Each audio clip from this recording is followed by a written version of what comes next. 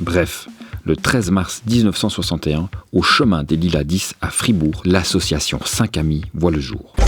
Après une bénédiction célébrée dans ce bâtiment adapté, les premiers résidents y ont été accueillis. Rapidement, des travaux leur ont été confiés. C'était encore la belle époque. Et oui, le 1er mai 2010, jour de la fête du travail, entrait en vigueur la loi sur la protection du tabagisme passif. Mais dans les années 60, on fumait là, là et là. On en vantait même les mérites. Malgré cette ambiance générale enfumée, l'association 5 Amis construit entre 1966 et 67 un nouveau bâtiment à Marly, plus spacieux et adapté à la situation de ses occupants. Le 15 janvier 1968, les premiers pensionnaires prirent possession des lieux. Ce jour-là, on parlait de Sibérie en Suisse à la une de la Liberté. Il faisait moins 40,5 degrés à la Bréville, en Suisse. À cette époque, les activités principales en atelier étaient ça et ça. En 3 ans, le chiffre d'affaires des ateliers passe de 15 000 francs à 277 000 francs. Le foyer est en occupation complète. Il est à nouveau temps d'agrandir les locaux. En mai 1981, et oui, dans la tradition fribourgeoise, les nouveaux ateliers sont inaugurés. L'association fête ses 20 ans. En 1984, un nouveau président est élu. M. Jacques Ayot quitte son siège pour le céder à M. Claude Paulien.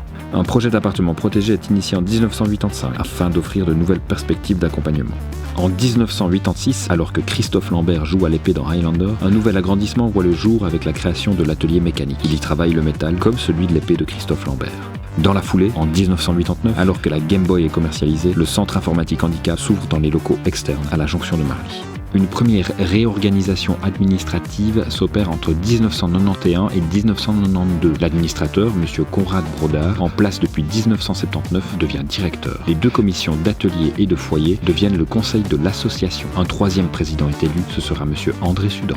Le 1er juillet 1993, un nouveau directeur entre en fonction en la personne de M. Jacques Tinguely.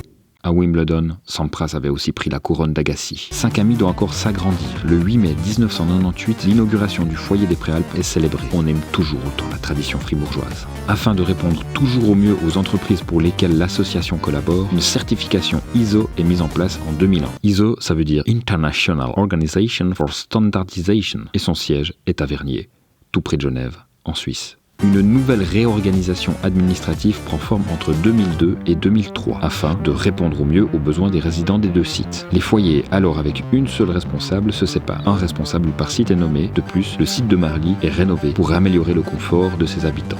Nouvel agrandissement entre 2005 et 2006 avec la création d'une halle de stockage de 3200 mètres cubes. C'est juste un peu plus petit qu'une piscine olympique, mais comme le toit est utilisé comme place de parc, c'est très bien comme ça. Monsieur Claude Chassot est nommé en tant que directeur en avril 2010. C'est également officiel, la fumée est désormais proscrite dans tous les établissements publics, et ceci depuis le 1er mai.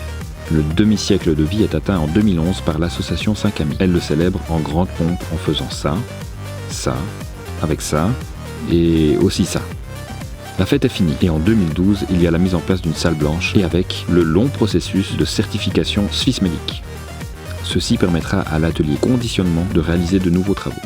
Toujours dans une volonté d'extension, des locaux sont loués au MIC, ça veut dire Marly Innovation Center, et son siège est à Marly, près de Fribourg, en Suisse. En 2019, la location s'étend encore avec de nouveaux espaces.